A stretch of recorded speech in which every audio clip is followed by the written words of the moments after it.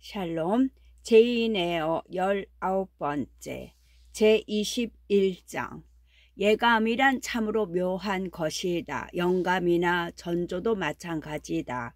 이 세 가지가 결합되어 불가사의가 만들어지고 인류는 아직까지 그것을 풀 수 있는 열쇠를 발견하지 못했다.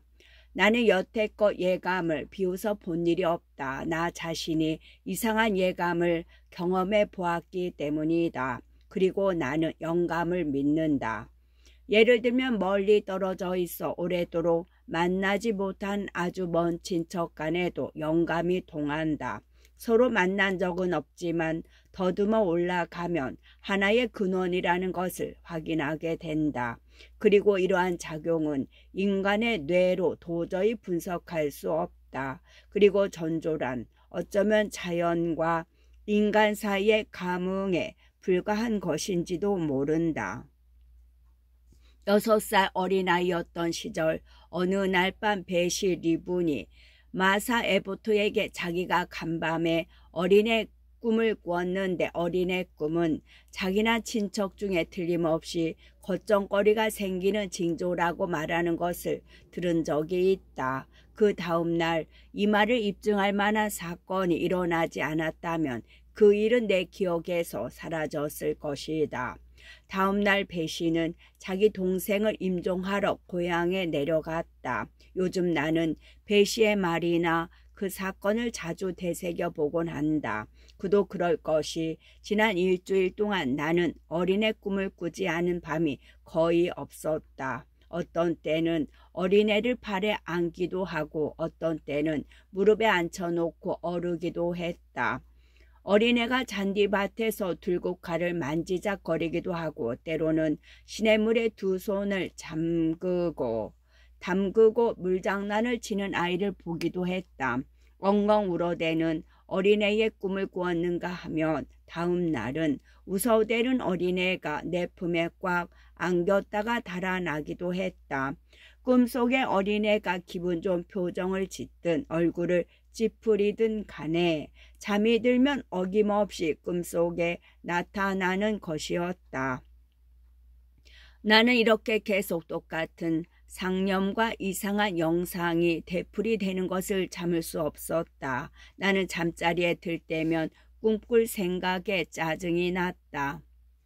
비명소리를 들은 그 달밤에도 눈을 뜨기 전에 어린애 꿈을 꾸었다. 그 다음날 오후 누가 나를 찾아와 페어팩스 부인의 방에서 기다린다는 전가를 받고 아래층으로 내려갔다. 그곳에는 하인 같은 형색의 남자가 기다리고 있었다. 검은 상복을 입고 손에 든 모자에는 상장을 두르고 있었다. 내가 들어가자 그 사람은 자리에서 일어나며 말했다. 기억하실지 모르겠지만 저는 리분입니다. 8, 9년 전에 아가씨께서 게이츠헤드에 계셨을 때 리드 부인의 마부였죠. 지금도 거기 살고 있지만요. 아, 로버트 안녕하세요. 그럼요. 기억하고 말고요. 저는 조지아나의 갈색 조랑말에 태워주시곤 했지요. 나를 조지아나의 갈색 조랑말에 태워주시곤 했지요. 그런데 배시와 결혼하셨다지요. 그렇습니다. 감사합니다. 집사람은 잘 있어요. 2달 전에 해산해서 이젠 아이가 셋이랍니다. 애 어미와 애들 다 건강해요. 그렇군요. 그런데 로버트, 그댁 사람들도 모두 안녕하시죠? 좋은 소식을 가져오지 못해서 죄송하네요. 그분들은 뭐라고 말할 수 없이 불행한 처지입니다. 누가 돌아가신 건 아니죠? 나는 그의 검은 상복을 보며 말했다. 그도 모자에 상장을 힐끔 보며 대꾸했다. 일주일 전에 존 도련님이 런던의 셋집에서 돌아가셨답니다. 존이? 네. 그 어머니께서 얼마나 마음이 상하셨을까. 그런데 그게 말입니다. 불행도 아주 그런 불행이 없어요. 존 도련님이 이만저만 난폭하고 불행한 생활을 하신 게 아니었거든요. 지난 3년 동안 이상한 길로 빠져서 아주 비참하게 돌아가셨답니다. 배시한테서 행실이 가히 좋지 않다는 얘기는 들었어요. 가히 좋지 않은 게 아니라 그 이상 나쁠 수 없었답니다. 아주 질 나쁜 남녀들과 어울려 건강도 잃고 재산도 대부분 당진했어요. 결국 빚을 지고 감옥에 들어갔죠. 마니께서 2번이나 구해주었지만 석방되기 무섭게 옛 친구와 그 생활로 되돌아간 걸요. 정신이 온전치 못했어요. 게다가 주변의 나쁜 사람들이 존 도련님을 뜯어먹은 거죠. 3주 전에 존 도련님이 게이츠 헤드에 와서 마님께 있는 재산을 모두 내놓으라고 하셨답니다. 마님께서는 당연히 거절하셨지요. 벌써 오래전에 존 도련님이 엄청난 방탕으로 집안의 재산이 거덜나다시피 한걸요. 존 도련님은 할 수 없이 그냥 돌아갔는데 그 후의 소식은 죽었다는 통지였어요. 어떻게 돌아가셨는지 누가 알겠습니까? 자살이라는 소문도 있고. 나는 잠자코 있었다. 무서운 소식이었다. 로버트 리보는 말을 이었다. 마님께서는 진작부터 건강이 좋지 않았어요. 몸집은 불어났는데 몸은 더 약해졌죠. 게다가 재산을 잃고 나서 가난에 대한 두려움 때문에 기력이 더 쇠해졌나 봅니다. 존 도련님의 급작스러운 사망 소식을 듣고 마님께서 기절하셨고요.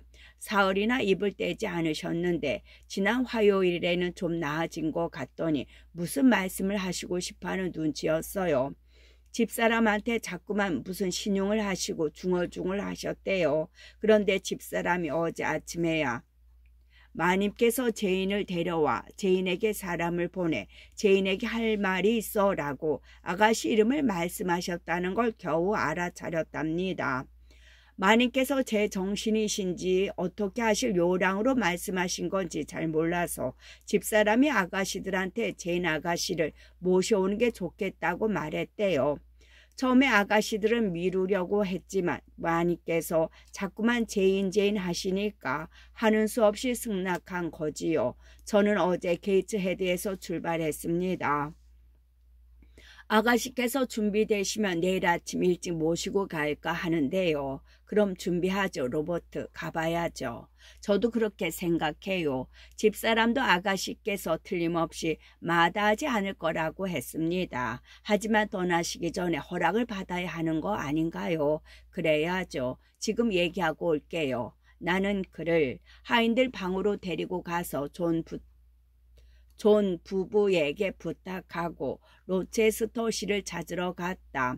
그는 아래층 어느 방에도 없었다. 뒷뜰과 마구간, 울타리 안쪽에도 보이지 않았다. 페어팩스 부인도 로체스터 씨가 어디 있는지 모른다고 하며 아마 잉글램 양과 당구를 치고 있을지도 모르겠다고 했다. 나는 당구실로 달려갔다. 공 부딪히는 소리와 떠드는 소리가 들려왔다. 로체스터 씨, 잉그램 양, 에스톤 자매, 그리고 그들을 애찬하는 자들이 게임을 하느라 정신이 없었다.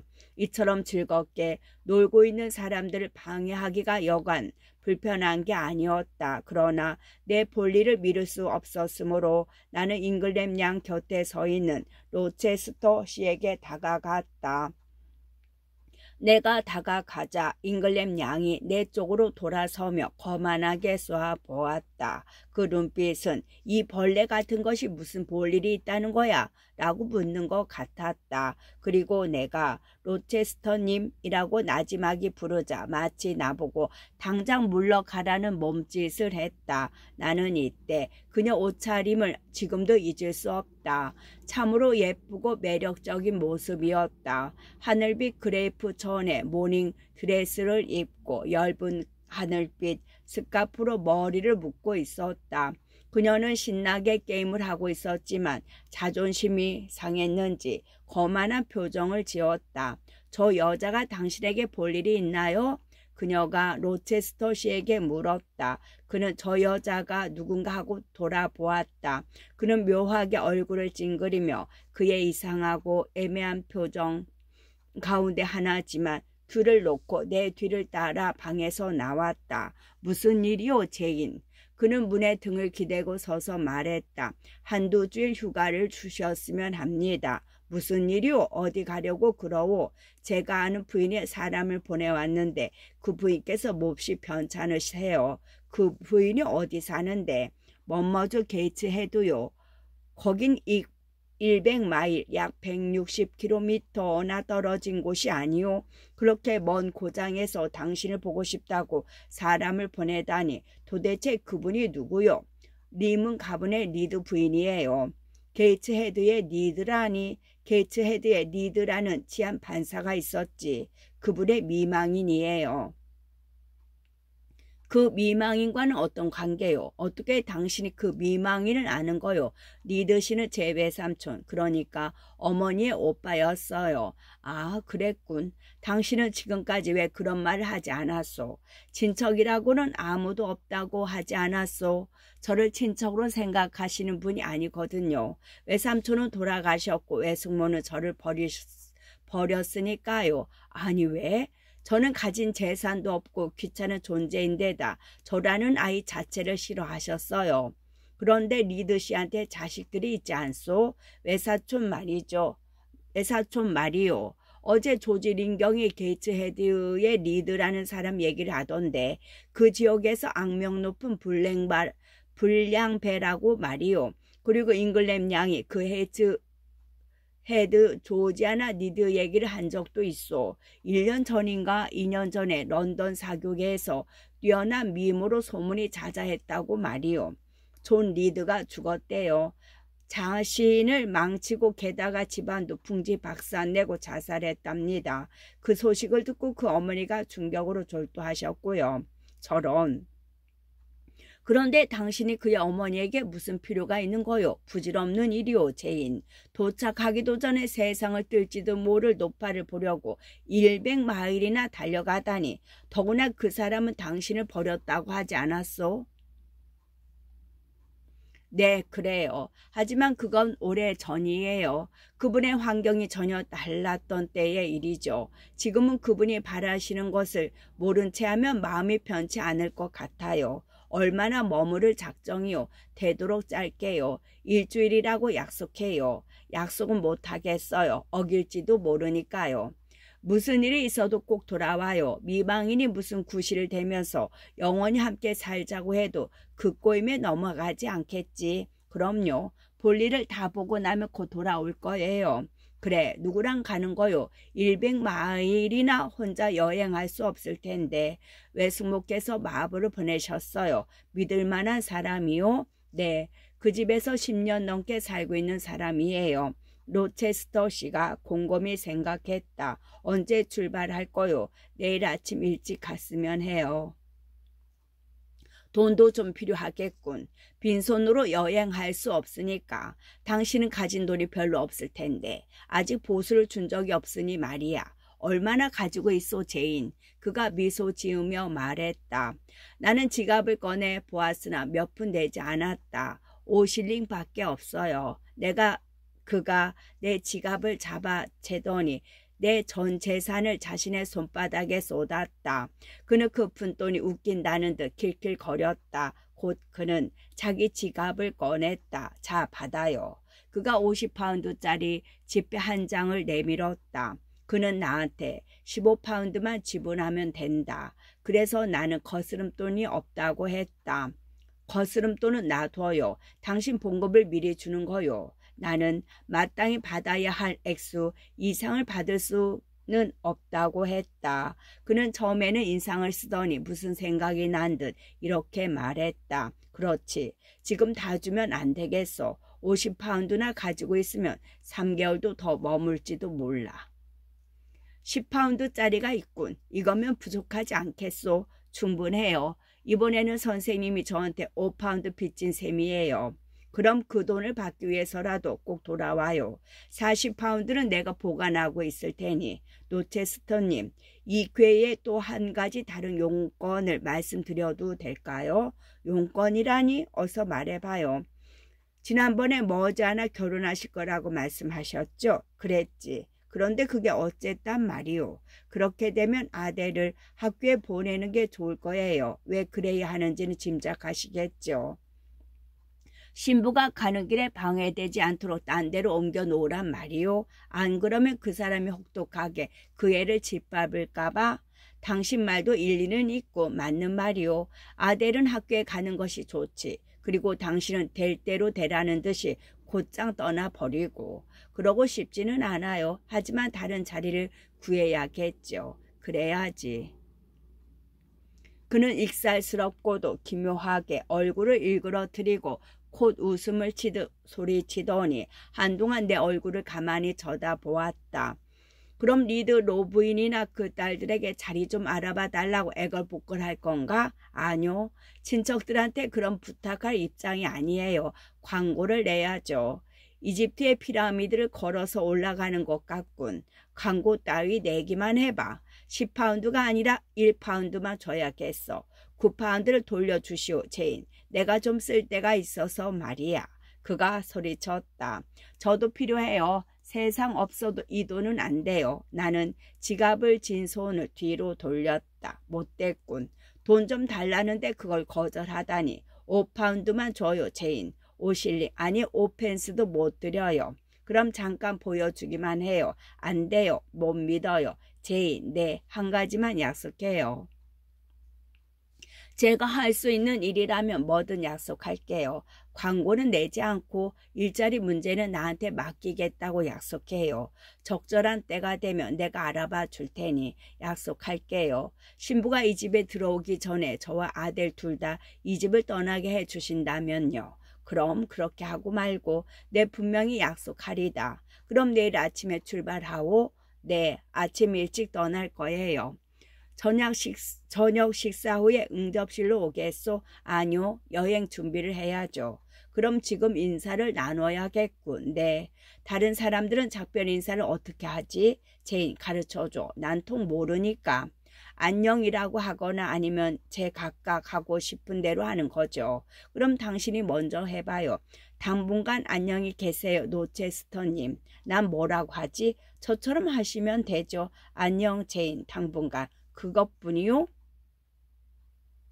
네, 너무 쌀쌀맞은 인사군. 너무 싱겁고 다정다감하지도 않고 말이오. 다르게 할 수 없을까? 인사 말에 더할 거 없소? 이를테면 악수라든가. 아니야, 그것도 좀 그래. 당신은 안녕이라고만 하면 그만이오, 제임? 그거면 되죠 뭐. 진심에서 우러나온 친절한 한마디가 수천 마디와 맞먹는 것일 수도 있어요. 그럴 수도 있지. 하지만 이건 너무 섭섭하고 야박해. 그냥 안녕이라니. 도대체 어디까지 저 문에 기대서 있을 작정이지? 빨리 가서 짐을 꾸려야 하는데 나는 속으로 생각했다. 그때 저녁 식사 시간을 알리는 종이 울렸다. 그러자 그는 말 한마디 없이 갑자기 자리를 떠났다. 나는 그날 다시는 그를 보지 못했다. 그리고 다음 날 아침 그가 일어나기 전에 떠났다. 내가 게이트헤드 저택의 문지기 집에 도착한 것은 5월 1일 오후 5시쯤이었다. 나는 저택으로 들어서기 전에 거기부터 둘러보았다. 무척 깨끗하고 아담한 집이었다. 장식 창문에는 작고 하얀 커튼이 드리워 있었고 마루에는 티끌 하나 없었다. 벽난로 철망과 도구들은 번쩍번쩍 윤이 날 정도였고 난로불은 활활 타오르고 있었다. 배시는 난로가에 앉아 갓난아이에게 젖을 물리고 있었고 맏아들 로버트와 그의 누이는 구석에서 얌전하게 놀고 있었다. 어머나, 오실 줄 알았다니까. 내가 들어가자 리븐 부인이 반갑게 소리쳤다. 그래요, 배시. 너무 늦지 않았나 했는데 리드 부인은 좀 어때요? 아주 괜찮으시죠? 나는 그녀와 입맞춤을 하고 말했다. 네, 괜찮으세요. 그리고 정신이 더 또렷해지고 마음도 많이 안정되었어요. 한두 주일가량은 괜찮으실 거라고 의사 선생님이 말씀하셨어요. 하지만 완전히 낫기는 틀렸다네요. 요즘은 나에 대해 뭐라고 말씀하셨어요? 오늘은 아침에만 몇 마디 하셨는데 아가씨가 왔으면 하시더라고요. 10분 전에 가봤을 때는 잠드셨고요. 마님께서는 오후 내내 혼수 상태로 있다가 6시나 7시쯤 눈을 뜨신답니다.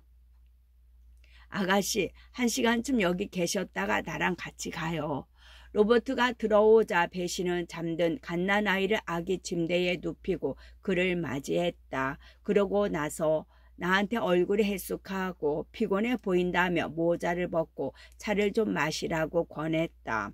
나는 그녀의 친절한 접대를 기꺼이 받아들였다. 어렸을 때 그랬듯이 배시가 옷을 벗겨주는 대로 가만히 있었다.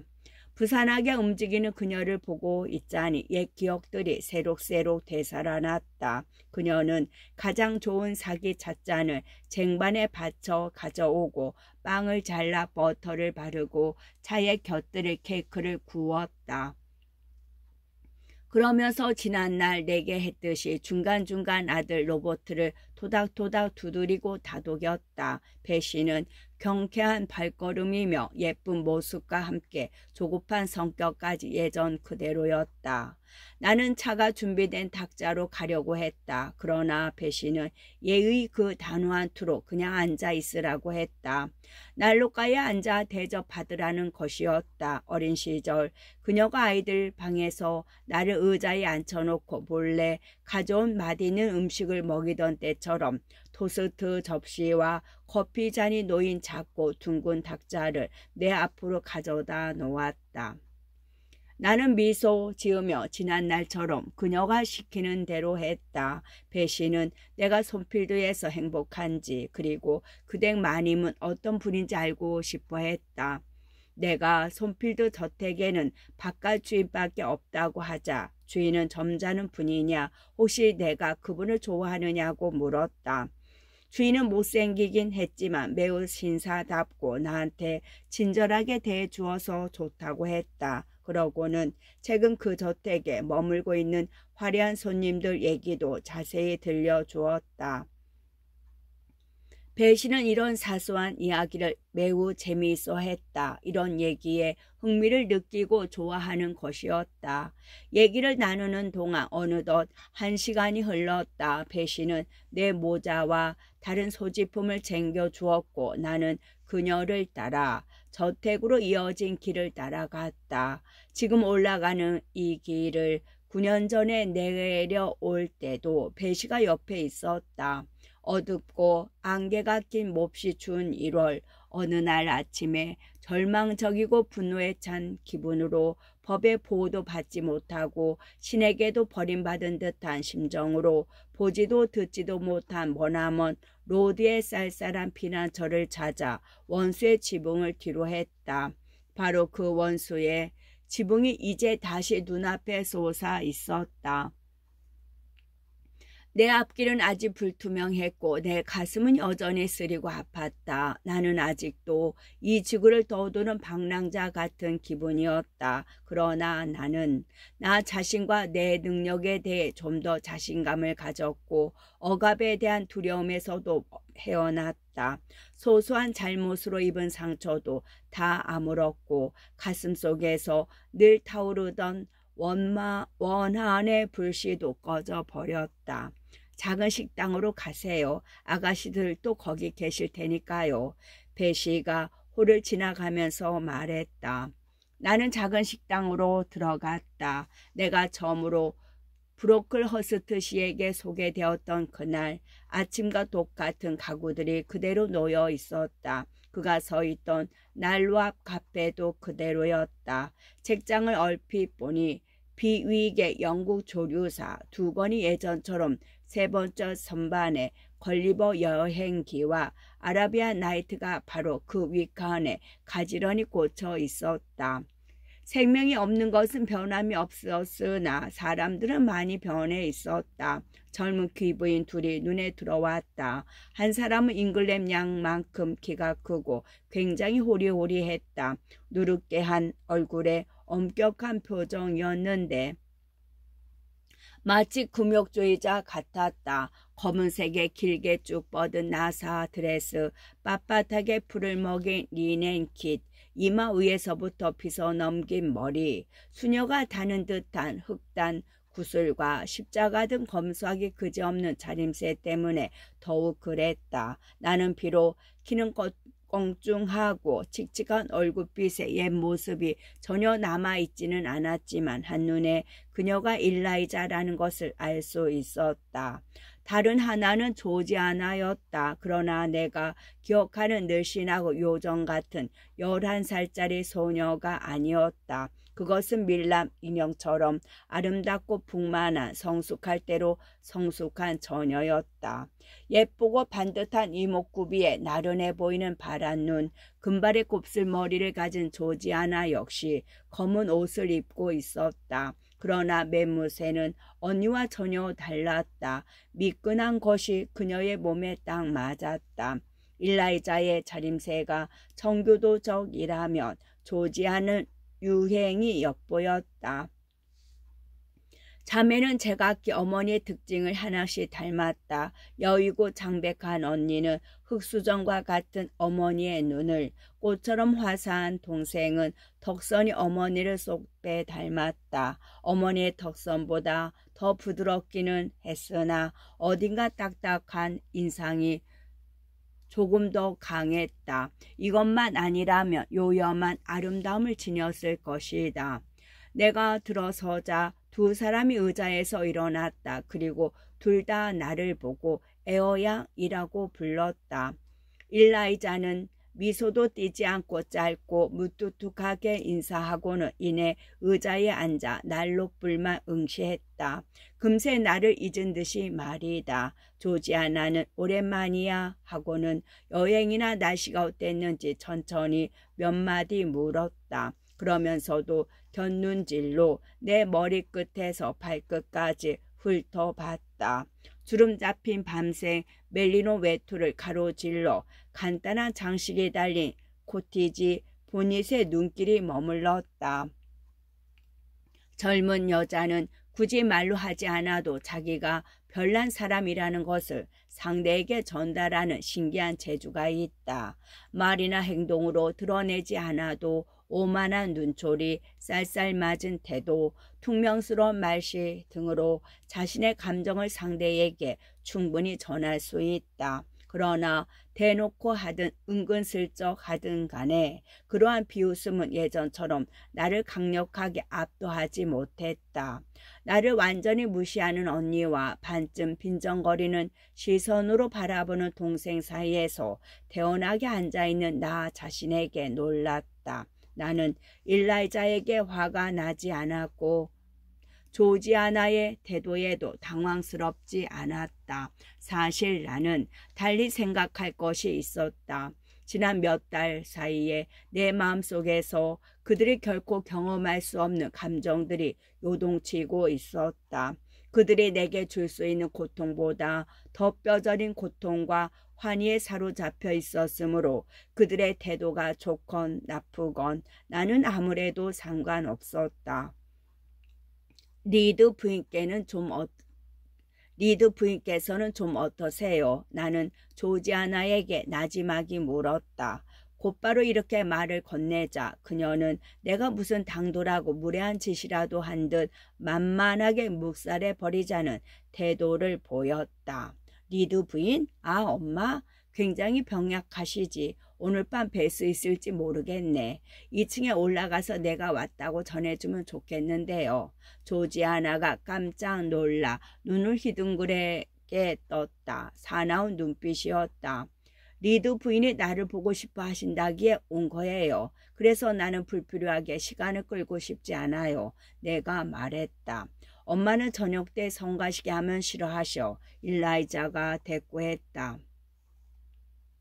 나는 바로 일어나서 권하지도 않았는데 가만히 모자와 장갑을 벗었다. 그리고 베시한테 가서 리드 부인이 오늘 밤 나를 만날 수 있는지 알아봐 달라고 부탁하고 오겠다고 했다.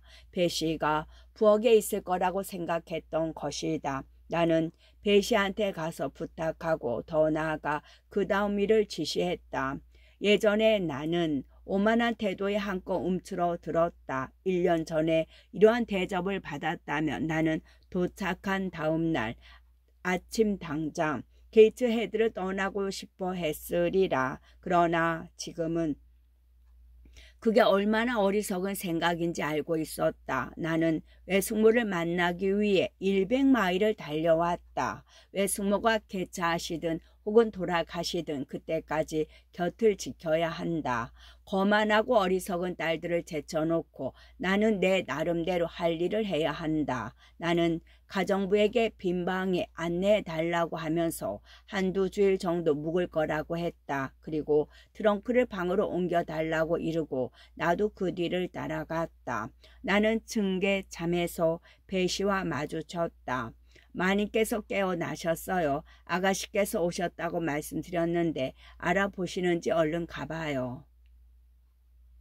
지난날 매를 맞거나 꾸지람을 들으러 늘 불러갔던 방이라 안내받을 필요 없었다. 나는 배시를 앞질러 가서 문을 살짝 열었다. 날이 저물어 탁자 위에 갓을 씌운 등불이 켜져 있었다. 예전과 다름없이 내 모서리에 기둥이 있고 호박색 커튼이 젖은 침대, 화장대, 팔걸이 의자, 그리고 발판까지 그대로였다. 지난날 나는 내가 저지르지 않은 잘못 때문에 용서를 구하려고 이 발판에 무릎을 꿇고 야단을 맞기 일쑤였다. 나는 한쪽 구석에 옛날에 그 무시무시한 회초리가 있지 않나 살펴보았다. 언제나 그곳에 숨어 있다가 꼬마 도깨비처럼 튀어나와 떨고 있는 내 손바닥이나 움츠린 목덜미를 내려치곤 했다. 나는 침대로 다가가 커튼을 젖히고 높이 쌓아 올린 베개 위로 허리를 굽혔다. 나는 리드 부인의 얼굴을 또렷이 기억하고 있었다. 나는 그 얼굴에서 기억 속의 모습을 찾아보았다. 다행히 세월이 복수심을 가라앉히고 분노와 증오를 누그러뜨렸다. 나는 분노와 증오를 품고 이 여자의 곁을 떠났다. 그러나 엄청난 고난과 고통을 당하고 누워있는 부인을 보는 순간 측은한 마음밖에 들지 않았다. 이제 내게 상처 준 것을 용서하고 화해하고 다정하게 손을 잡고 싶다는 마음만 간절할 뿐이었다. 내가 너무도 잘 아는 얼굴이 전처럼 엄하고 자비라고는 찾아볼 수 없는 얼굴, 그 무엇도 녹일 수 없는 특이한 눈과 약간 치오른 거만하고 위압적인 눈썹이 거기 그대로 있었다. 증오에 찬 이 눈썹이 몇 번이나 나를 위협적으로 훑어내렸던가. 그리고 이제 그 엄한 모습을 더듬으면서 공포와 슬픔에 찼던 어린 시절이 생생히 떠올랐다. 그러나 나는 허리를 굽히고 그녀에게 키스했다. 그녀가 나를 보았다. 제인에요 아니냐? 그녀가 말했다. 네, 리드 외숙모 좀 어떠세요? 나는 일찍이 다시는 이 사람을 외숙모라고 부르지 않으리라 맹세했다. 나는 이제 그 맹세를 지키지 않는 것이 잘못이라고 생각하지 않았다. 나는 이불 밖으로 나온 그녀의 손을 꽉 잡았다. 그녀도 내 손을 꽉 잡아주었더라면 나는 진정 기쁨이 겨웠으리라. 그러나 애초부터 감정이라고는 없는 사람이 그리 쉽게 부드러워질 리 없었고 뿌리 깊은 적대감이 쉽게 뽑힐 리 없었다. 리드 부인은 자기 손을 빼면서 약간 얼굴을 돌리고 오늘 밤은 따뜻하다고 말했다. 그녀가 차가운 표정으로 나를 보았을 때 나에 대한 그녀의 생각이나 감정이 전혀 변하지 않았고 변할 수 없다는 것을 알았다. 나는 그녀의 돌 같은 눈빛, 부드러움과는 거리가 멀고 눈물도 흘릴 것 같지 않은 그 눈을 보고 끝까지 나를 나쁘게 생각할 작정이라는 것을 알았다. 나를 착한 사람으로 여긴다면 그녀는 관용의 기쁨보다 굴욕감을 느낄 것이다. 그래서 나는 슬프고 화가 났다. 그리고 나는 그녀의 성질이나 의지가 어떻든 간에 이런 것에 지지 말고 정복해야겠다고 결심했다. 어렸을 때처럼 눈물이 솟구치려고 했으나 입술을 깨물고 참았다. 나는 의자를 베개 머릿개로 가져와 앉아 베개 위에 몸을 굽혔다. 저한테 사람을 보내셨지요. 그래서 제가 온 거예요. 외숙모께서 쾌차하실 때까지 여기 머무를 생각이에요. 아, 그랬지. 내 딸들은 만나봤겠지? 네. 그럼 내가 생각하는 걸 너에게 말할 수 있을 때까지 네가 여기 머물러 있길 바란다고 그 애들에게 말하렴. 오늘 밤은 너무 늦었어. 그리고 생각이 나지 않아. 그런데 무슨 말을 하려고 했지? 가만히 있어라. 불안한 눈초리와 변한 말투는 한때 건강했던 그 몸이 얼마나 쇠약해졌는지를 보여주었다. 그녀는 안절부절 못하고 몸을 뒤치락거리며 이불을 잡아 당겼다. 내 발꿈치가 한쪽 이불깃을 누르고 있어 이불이 당겨지지 않자 그녀가 벌컥 화를 냈다. 일어나. 이불을 누르지 말라고. 나를 귀찮게 하지 마. 네가 제인 에어냐? 네, 제가 제인 에어예요. 난 그 애 때문에 엄청나게 속 썩었어. 아무도 믿지 못하겠지. 그런 짐을 떠맡게 되다니. 도무지 이해할 수 없는 성질에 매일같이 발끈하고 게다가 쉴 새 없이 남의 행동을 부자연스럽게 살펴보면서 내 신경을 돋궜지. 어떤 때 미친년이나 악마같이 내게 짓거려댔어. 그 애처럼 말하고 행동하는 애는 이 세상에 없을 거야. 난 그 애를 집에서 내쫓고 얼마나 기뻤는지 몰라. 노드에서는 모두 그 애를 어떻게 대했을까? 열병이 유행해서 많은 학생들이 죽었지. 그런데 그 애는 안 죽었어. 하지만 난 죽었다고 했지. 차라리 죽었으면 얼마나 좋았을까. 소원도 참 이상하네요. 외숙모. 제인이 왜 그렇게 미워요? 난 늘 그의 어머니가 싫었어. 남편은 하나밖에 없는 누이 동생을 무척 귀여워했지. 그녀가 신분이 낮은 사람과 결혼하자 온 가족이 인연이 끊겼다고 했을 때도 그이 혼자 반대했어. 누이 동생이 죽었다는 소식을 듣고 남편은 바보처럼 흐느껴 울었어. 누이 동생이 아이를 데려오겠다고 마구 고집을 부렸지. 내가 그 애를 유모에게 맡기고 양육비를 주는 것이 좋겠다고 얼마나 간청했는지 몰라. 난 그 애를 처음 본 순간부터 미워했어. 골골하고 삐쩍 마른 것이 밤새 요람에 누워 울어댔어. 그것도 다른 애들처럼 우렁차게 우는 것이 아니라 꿀쩍꿀쩍하면서 킹킹거렸단 말이야. 그걸 남편은 가엾다고 마치 친자식처럼 대했지. 아니 내 친자식이 그 나이쯤일 때보다 더 극진했다니까. 남편은 우리 애들과 그 거지 애가 사이좋게 지내도록 애썼어. 하지만 우리 귀여운 녀석들에게 어림도 없는 일이었지. 그러자 남편은 그 애를 싫어하는 우리 애들을 야단쳤어. 그이가 죽을 병에 걸려 누워있을 때 마지막으로 자기 곁에 데리고 있었던 것도 그 애였어. 그리고 죽기 1시간 전에 그 애를 끝까지 키우겠다고 맹세하라는 거야. 나는 결코 억지로 맹세할 수밖에 없었고 거기에 묶여버렸지. 난 차라리 보육원에서 가난뱅이 아이를 데려다 기르는 편이 낫다고 생각했어. 하지만 남편은 마음이 어렸어. 전성적으로 착했으니까. 조는 자기 아버지를 하나도 안 닮았어. 조는 나와 제 외삼촌을 닮았지. 그 애는 어쩔 수 없는 깁슨 집안 사람이야. 아, 돈 달라는 편지로 나를 괴롭히지 말았으면 좋겠어. 이젠 그 녀석에게 줄 돈도 없어. 우린 점점 가난해지고 있어. 하인도 절반 정도 내보내고 집도 절반만 쓰든가 아니면 세를 줘야 하는데 난 도저히 그렇게 할 수가 없어. 그럼 앞으로 어떻게 생활해야 하지? 수입의 3분의 2는 빌린 돈의 이자를 갚는 데 들어가고 조는 도박으로 재산을 탕진해 버렸지. 가엾은 놈. 그 녀석은 사기꾼의 게임에 넘어가서 점점 더 방탕한 생활을 하더니 완전히 타락해 버렸어. 그의 얼굴을 보는 것조차 무서워. 그 애를 보면 부끄러워져. 그녀는 점점 더 흥분했다. 그만 가는 게 좋겠어요. 나는 배시에게 말했다. 배시는 침대 건너편에 서 있었다. 그러는 게 좋겠어요. 아무튼 밤이 되면 대개 이런 말씀을 하시는데 아침에는 조용하신답니다. 나는 일어났다. 잠깐 또 할 얘기가 있어. 존이 나를 위협해. 자기가 죽든지 아니면 나를 죽이겠다고. 나는 가끔 그 애가 목에 심한 부상을 입거나 시커멓게 멍들고 퉁퉁 부은 얼굴로 죽어있는 꿈을 꾼단 말이야. 큰일 났어. 걱정이야. 어쩜 좋지? 어떻게 하면 돈을 구할 수 있을까? 리드 부인이 소리쳤다. 배신은 부인을 어르고 달래서 간신히 진정제를 먹였다. 이윽고 그녀는 흥분이 가라앉는지 입을 다물고 꾸벅꾸벅 졸기 시작했다. 나는 방을 나왔다.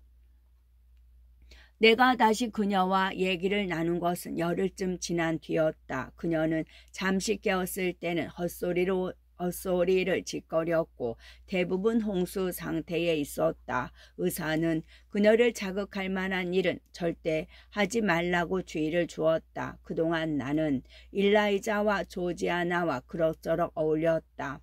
두 자매는 처음에 냉담하기 그지없었다. 일라이자는 바느질이나 책 읽기, 편지 쓰기 등을 하며 반나절을 보내면서도 나와 조지아나에게는 거의 한마디도 건네지 않았다. 조지아나는 자기가 기르는 카나리아와 1시간 넘게 시답지 않게 대화를 나누면서도 나는 쳐다보지도 않았다. 나는 할 일도 없고 즐길 오락도 없지만 무료하거나 부자연스럽게 보이고 싶지 않았다. 화구를 챙겨 갔기 때문에 그것을 내 즐거움이자 일거리로 삼았다. 나는 언제나 필통과 도화지를 준비해서 그들로부터 떨어진 창가에 앉아 변화무쌍한 상상이라는 만화경 속에서 순간순간 떠오르는 풍경들을 빛의 화풍으로 그리는 데 몰두했다. 바위 틈으로 보이는 바다, 수평선 위로 솟아오르는 달, 그 달 속으로 들어가는 한 척의 배, 우거진 갈대와 장포, 연꽃 속에서 튀어나온 연꽃관을 쓴 물의 요정, 산사나무꽃으로 만든 화환을 쓰고 바위 종다리 둥지 속에 앉은 작은 요정 등. 어느 날 아침 나는 무심코 얼굴 하나를 그렸다. 어떤 얼굴을 그릴지 알 수도 없었고 굳이 생각하지도 않았다. 나는 검은 연필 끝을 뭉뚝하게 만들어 굵은 선으로 그려 나갔다. 먼저 도화지에 넓고 툭 튀어나온 이마와 각진 얼굴선을 그렸다. 나는 그 얼굴선이 좋았다. 내 손가락은 거기에 눈, 귀, 코, 입을 열심히 그렸다. 이마 밑에는 짙고 옆으로 쭉 뻗은 눈썹을 그려야 한다. 그 다음에는 콧구멍이 넓은 매끈한 콧날을, 그리고 자유자재로 움직이는 듯한 입은 작으면 안 된다.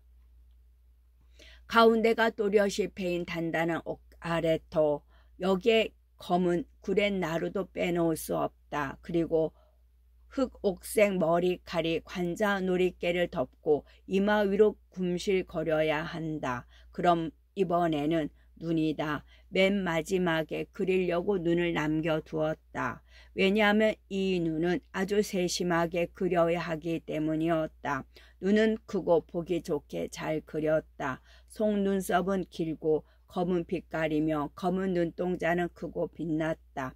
됐어. 하지만 조금 부족해. 더 강하고 혼이 들어간 눈빛이어야 해. 나는 그림을 전체적으로 살펴보면서 생각했다. 나는 눈이 더욱 빛나도록 음영을 진하게 칠했다. 몇 번의 덧칠과 내가 원하던 눈이 완성되었다. 내 앞에 있는 것은 친구의 얼굴이었다. 저 아가씨들이 내 등 뒤에 있다고 한들 무슨 상관인가. 나는 실제 얼굴과 꼭 닮은 그림을 보고 미소 지었다. 나는 만족스러웠고 그 얼굴에 사로잡혔다. 아는 분 얼굴이야? 어느새 조용히 다가온 일라이자가 물었다. 나는 상상 속의 인물이라고 대꾸하고 얼른 다른 도화지 밑에 감추었다. 물론 그것은 거짓말이었고 로체스터씨 얼굴을 아주 사실적으로 그린 것이었다. 그러나 그녀와 다른 누구에게 이 그림이 어떻단 말인가 조지아나도 보려고 다가왔다. 다른 그림들은 마음에 들어 했으나 이 그림을 보더니 못생긴 남자라고 했다. 그녀들은 내 그림 솜씨에 놀란 듯했다. 그들에게 초상화를 그려주겠다고 하자 차례로 앉아 모델이 되어 주었다. 그리고 조지아나는 자기 그림첩을 보여주었다. 내가 수채화를 그려주겠다고 하자 그녀가 좋아하면서 나에게 정원으로 산책 나가자고 했다. 우리는 밖에 나가 2시간도 지나지 않아 흉금을 더 놓고 얘기를 나눴다. 그녀는 2년 전쯤 런던의 사교계에서 화려한 겨울을 보냈던 이야기를 상세히 들려주었다. 문 남자들의 가슴에 불을 지르고 한 몸에 찬사를 받고 시선을 끌었던 일 등을 들려주었다. 얘기를 들으면서 나는 그녀가 어떤 귀족의 사랑을 독차지했다는 것을 눈치챘다. 오후가 지나 밤이 되자 내 짐작이 맞았음이 드러났다. 그녀는 마치 그 광경이 눈앞에 펼쳐진 듯 온갖 달콤한 대화와 감상적인 장면까지 세세하게 들려주었다. 말하자면 상류사회를 그린 소설 한 권을 나에게서 준 것과 같았다.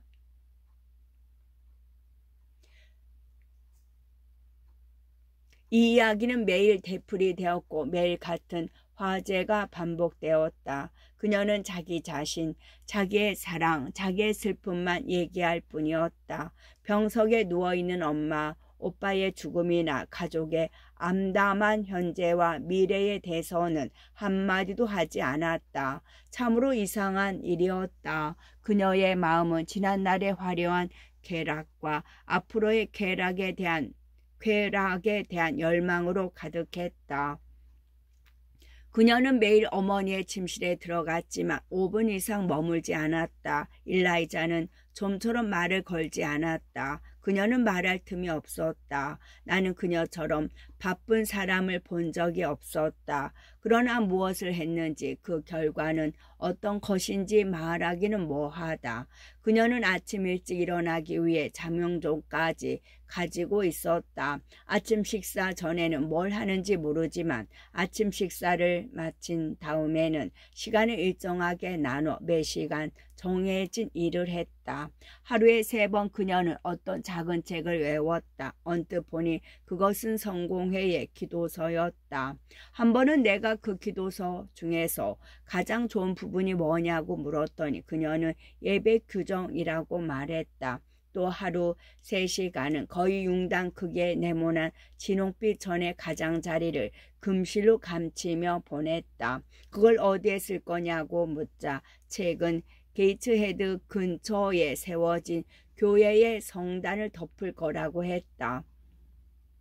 2시간은 일기를 썼고 2시간은 자신의 제마밭에서 일했고 1시간은 자기의 장부를 정리했다. 친구도 대화도 필요 없는 것 같았다. 나는 그녀 나름대로 행복할 거라고 생각했다. 그녀는 규칙적인 일과에 충분히 만족했으니까. 그리고 시계바늘처럼 규칙적인 일정을 변경해야 할 어떤 사건이 일어나는 것처럼 그녀를 화나게 하는 일도 없었다. 어느 날 밤 그녀가 여느 때보다 더 놓고 얘기하고 싶은 마음이 들었는지 나에게 이런 말을 했다. 존의 형태와 현재 가족들을 위협하는 파산의 위험 때문에 크나큰 근심에 사로잡혔으나 이제 마음을 정리하고 결심을 굳혔다고 했다. 자신의 재산은 안전하게 보관하고 있으니 어머니가 돌아가시며 오랫동안 계획한 일을 실천에 옮기겠다는 것이었다. 그녀는 아무렇지도 않게 어머니가 회복되거나 지금의 상태가 오래 지속되리라고는 생각지 않는다고 말했다. 규칙적인 습관을 방해받지 않고 영원히 머무를 수 있는 안식처에 들어가 경박스러운 세상으로부터 완전히 차단되어 살겠다고 했다. 나는 조지아나와 함께 갈 거냐고 물어보았다. 물론 아니었다. 조지아나와 그녀 사이에 공통점이라고는 없었다. 그녀는 어떤 일이 있어도 조지아나와 함께 살면서 괴롭힘을 당하고 싶지 않다고 했다. 조지아나는 자신의 길을 가야 한다는 것이었다. 조지아나는 속마음을 털어놓을 때 말고는 거의 대부분의 시간을 소파에 누워 지냈다. 그러면서 집안 분위기가 너무 침울하다고 속상해하고 깁슨 숙모가 자기를 런던으로 초대해 주기를 꿈꾸며 시간을 보냈다. 다 끝날 때까지 1~2달만 다른 곳에서 지내면 얼마나 좋을까. 그녀가 말했다. 다 끝난다는 것이 무슨 뜻인지 물어보지 않았으나 어머니의 죽음과 장례식 뒤에 따르는 우울한 기분을 말하는 것 같았다. 일라이자는 동생의 게으름과 불평에 아무런 참견도 하지 않았다. 마치 할 일 없이 빈둥거리면서 불평만 늘어놓는 사람이 자기 앞에 아예 없는 것처럼 취급했다. 그러나 어느 날 장부를 정리하고 술을 놓기 시작하면서 벼랑간 동생에게 이렇게 말했다. 조지아나, 너처럼 허영 덩어리에 쓸모없는 인간도 없을 거다. 넌 세상에 태어나지 말았어야 해. 인생을 유용하게 쓰지 않으니까. 이성이 있는 인간이라면 응당 자신을 위해 자기 힘으로 자신의 삶을 살아야 해. 그런데 너는 연약하다는 핑계로 남한테 기대서 살아가려고 해. 남자든 여자든 너처럼 살은 쪘으면서도 나약해 빠지고 허영 덩어리에 아무 쓸모없는 인간을 책임질 사람은 아무도 없어. 혼자 남겨져서 냉대를 받았다느니 무시당했다느니 불행하다느니 하고 울부짖어봐야 아무 소용없단 말이지. 그리고 너한테 삶이란 끊임없이 자극과 변화를 가져다주는 무대 같은 것이 아니면 토굴밖에 안 되는 거야. 넌 남한테 칭찬받고 기염을 받고 입에 발린 찬사를 들어야 하고 음악과 춤과 사교계가 없으면 안 돼. 그렇지 않으면 축 처져서 하염없이 늘어져 있지. 너는 타인의 노력과 의지가 아니라 너 자신의 노력과 의지로 살아나갈 방법을 연구할 생각 없니?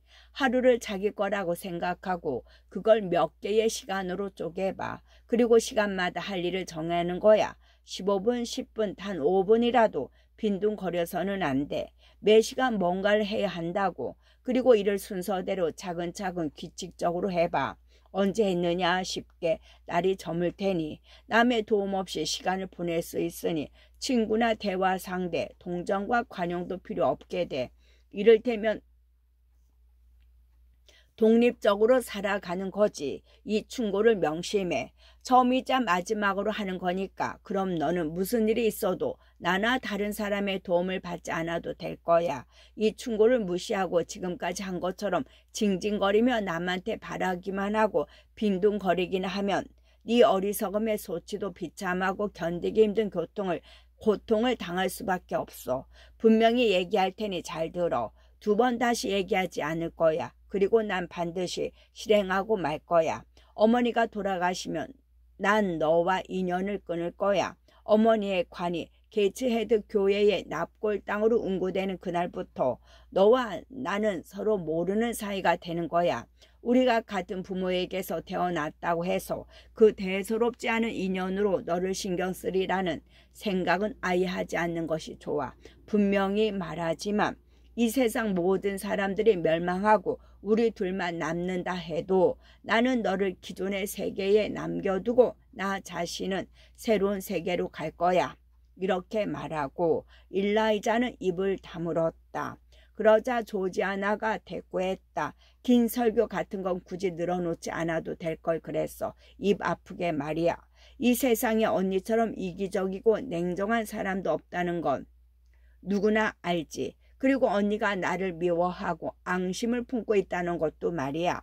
언니가 에드원 비어 경의 일로 나한테 저지른 계략이 그걸 말해주지. 내가 언니보다 신분이 높아지거나 자기를 갖거나 언니는 감히 나갈 수도 없는 화려한 사교계로 진출하는 것을 참을 수 없었던 거야. 그래서 간첩과 밀고자가 되어 내 인생을 영원히 망쳐버린 거야.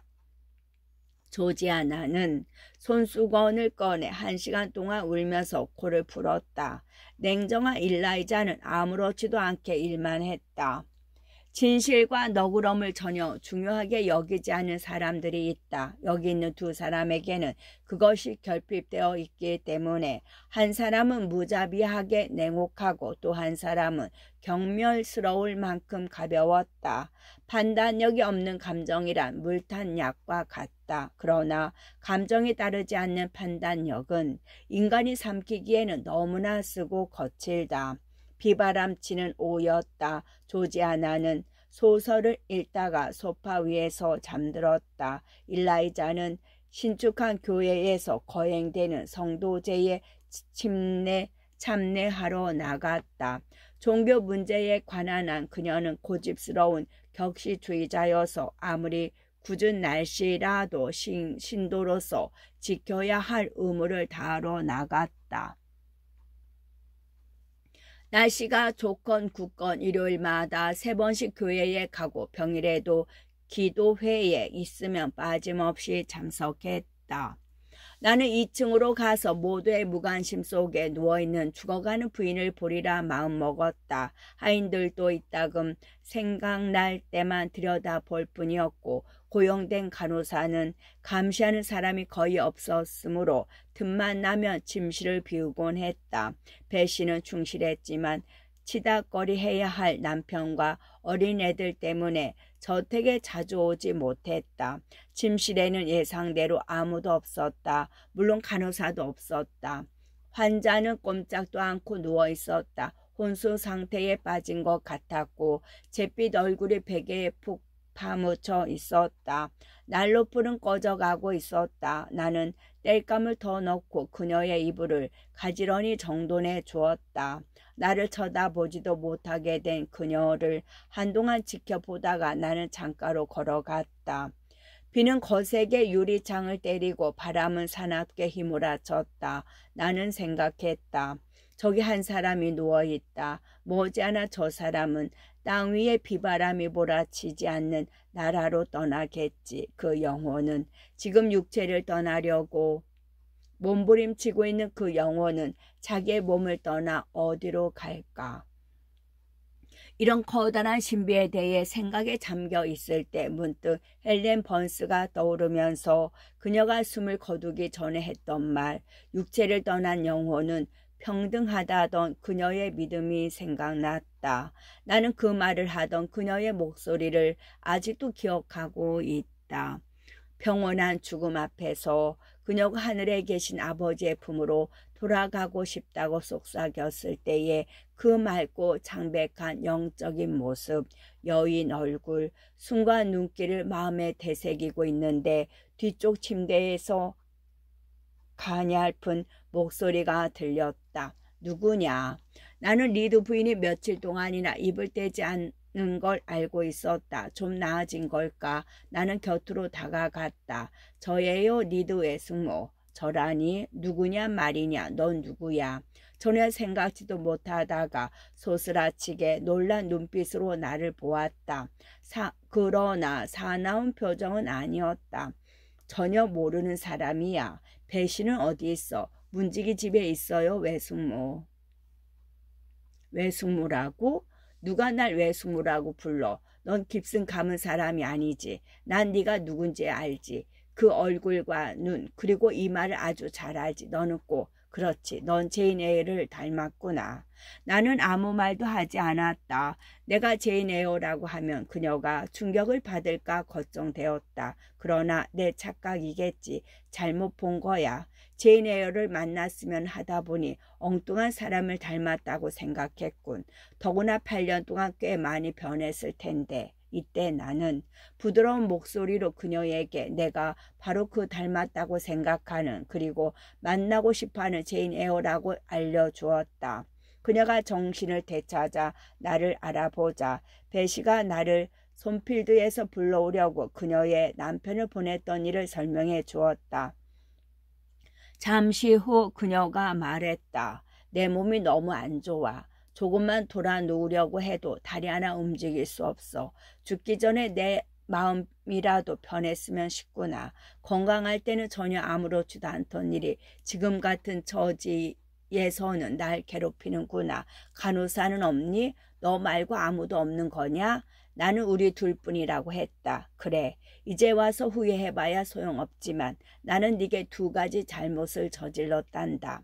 하나는 너를 내 아이들같이 키우겠다고 남편에게 약속한 것을 어겼고 또 하나는 그녀가 말을 멈추더니 혼자 중얼거렸다. 별 중요한 일도 아닌 것을 건강을 회복할지도 모르는데 너무 굽히고 들어가는 것은 괴로운 일이야. 그녀가 혼자 중얼거렸다. 그녀는 조금 돌아 누우려고 애를 애써 봤으나 잘 되지 않았다. 그녀는 마음속으로 뭔가 느껴지는 게 있는 모양이었다. 아마 후회의 고통이 밀려오기 시작했으리라. 그렇지, 말해버려야겠다. 저 세상이 눈앞에 있는 마당에 제인에게 알려줘야겠다. 내 화장대 서랍을 열고 안에 들어있는 편지를 가져오너라. 나는 그녀의 말대로 했다. 그 편지를 읽어봐라. 그녀가 말했다. 짧은 편지였다. 부인, 죄송하지만 저의 조카인 제인에어의 거처와 근황을 알려주시면 대단히 감사하겠습니다. 저는 그 애한테 편지를 보내 마데아라 있는 저한테 데려오려고 합니다. 저는 운이 좋아서 재산을 꽤 모았지만 결혼을 하지 않아 자식이 없습니다. 그래서 제가 살아있는 동안 제인을 양녀로 삼고 죽은 다음에 모든 재산을 그 애한테 물려줄 것입니다. 마데아라에서 존에어. 이 편지에는 3년 전의 날짜가 적혀 있었다. 저한테 왜 이 소식을 전해주지 않았죠? 내가 물었다. 왜냐하면 네가 부자가 되는 것을 참을 수가 없었으니까. 너를 너무너무 미워했으니까. 그렇지. 나는 네가 나한테 한 짓을 잊어버릴 수가 없었어. 제인, 나한테 버릇없이 대들고 이 세상에서 가장 나쁜 사람이라며 나를 미워한다고 소리치고 나를 생각만 해도 소름이 끼친다느니 내가 너를 매섭게 다룬다며 맞서던 그 어린애답지 않은 얼굴이며 목소리를 말이야. 네가 나한테 표독한 말들을 내뱉었을 때 내 마음이 어땠는지 아니? 마치 내가 때리고 밀쳤던 짐승이 사람의 눈을 노려보고 사람의 목소리를 저주하는 것처럼 무서웠어. 물 좀 줘, 어서. 나는 그녀에게 물 한 모금을 주면서 말했다. 외숙모, 이제 그런 생각은 하지 마시고 마음속에서 깨끗이 쫓아내 버리세요. 화가 나서 했던 말이니 그만 용서해 주세요. 그때 저는 어린아이였잖아요. 벌써 8, 9년이 지났어요. 그녀는 내 말에 전혀 귀를 기울이지 않았다. 물을 마시고 한숨을 쉬더니 말을 이었다. 어쨌든 난 그걸 잊을 수가 없었다. 그래서 복수한 거야. 네가 그 아저씨 곁에서 편안하게 살면서 명문가의 숙녀가 되는 꼴을 볼 수 없었으니까. 나는 네 숙부에게 편지를 보냈단다. 상심하실 일을 말씀드리게 되어 안 됐지만 제인에어는 죽었습니다. 로드에서 발진 티푸스에 걸려 죽었습니다. 라고. 이제 네가 하고 싶은 대로 해봐라. 편지를 보내서 내가 거짓말했다고 해명하렴. 지금 당장이라도 내 거짓말을 밝혀라. 아무래도 난 너를 괴롭히려고 태어난 것 같구나. 너만 없었더라면 나는 그런 짓을 꿈에도 저지르지 않았을 거야. 마지막 순간에도 그 일로 고통받고 있으니. 외숙모, 이제 그런 일들은 잊고 자비롭게 용서하는 마음으로 저를 대해주신다면 넌 참 나쁜 아이야. 아직까지도 난 너를 이해할 수가 없어. 9년 동안 아무리 험하게 대해도 꾹 참고 말 한마디 하지 않던 네가 왜 10년째 되던 해에 모든 울분을 한꺼번에 터뜨렸는지 난 도무지 이해할 수 없단다. 외숙모께서 생각하시는 것처럼 저는 그렇게 나쁜 사람이 아니에요. 욱하는 성질은 있지만 속이 좁거나 앙심을 품는 그런 성격은 아니에요. 아주 어렸을 때 저는 외숙모만 받아주셨다면 기꺼이 외숙모를 사랑하고 싶다고 생각했어요. 그래서 지금은 진심으로 화해하고 싶어요. 외숙모, 키스해 주세요. 나는 볼을 그녀의 입술에 갖다 댔다. 그녀는 입 맞추려고 하지 않았다. 내가 몸을 숙이는 바람에 자기를 눌러서 무겁고 답답하다고 말했다. 그리고 또 물을 마시고 싶다고 했다. 나는 그녀를 발로 안고 일으켜 물을 먹였다. 그리고 그녀를 눕히고 얼음장같이 차고 축축한 손을 감쌌다. 힘없이 손가락이 내 손에서 빠져나갔다. 그 초점 잃은 시선이 내 눈을 피했다. 그럼 저를 미워하든 사랑하든 마음대로 하세요. 저는 외숙모를 완전히 용서했어요. 이제는 하느님께 용서를 구하시고 마음 편히 가지세요. 내가 말했다. 가엾고 고난에 빠진 여자, 고질적인 마음씨를 바꾸기에는 이미 늦었다. 그녀는 살아있는 동안 나를 끊임없이 미워했고 죽어가면서도 여전히 나를 미워하고 있었다. 이때 간호사가 들어왔고 배시가 뒤따라 들어왔다. 그래도 나는 무슨 다정한 표현이라도 할까 싶어 30분 동안이나 머뭇거렸다. 그러나 그녀는 아무것도 표현하지 않았다. 그녀는 돌연 상태가 악화되어 또다시 혼수 상태에 빠졌고 두 번 다시 깨어나지 못했다. 그날 밤 12시에 그녀는 숨을 거뒀다. 나는 물론 그녀의 딸들도 인종을 지키지 못했다. 다음날 아침 딸들은 다 끝났다고 알려주었다. 벌써 입관까지 끝나 있었다. 일라이자와 나는 그녀를 보러 갔다. 통곡하던 조지아나는 차마 못 보겠다고 말했다. 한때 그렇게 건강하고 활발했던 사라 리더의 몸은 뻣뻣하게 경직되어 있었다. 부싯돌과 같은 눈은 싸늘한 눈꺼풀로 덮여 있었고 이마와 강한 인상을 풍기던 얼굴에는 여전히 냉혹한 기질이 엿보였다. 그 주검은 기이하게도 엄숙한 물체처럼 느껴졌다. 나는 무겁고 괴로운 심정으로 시신을 바라보았다. 부드러움도 다정함도 가엾음도 희망도 평온함도 느껴지지 않는 주검이었다. 나는 상실감에 빠진 것이 아니라 오직 그녀의 고통에 대한 언짢은 슬픔과 이렇게 죽지 않을까 하는 두려움으로 침울하고 낙심할 뿐이었다. 심지어 눈물도 나오지 않았다. 일라이자는 말없이 무덤덤하게 어머니를 바라보다가 말했다. 원래 건강한 체질이어서 꽤 오래 사실 수 있었을 텐데 근심 걱정으로 수명이 단축된 거야. 잠시 그녀의 입술이 떨렸고 떨림이 멈추자 돌아서서 방을 나갔다. 나도 방을 나왔다. 우리 두 사람의 눈에서는 눈물 한 방울 떨어지지 않았다. 2권의 계속 끝.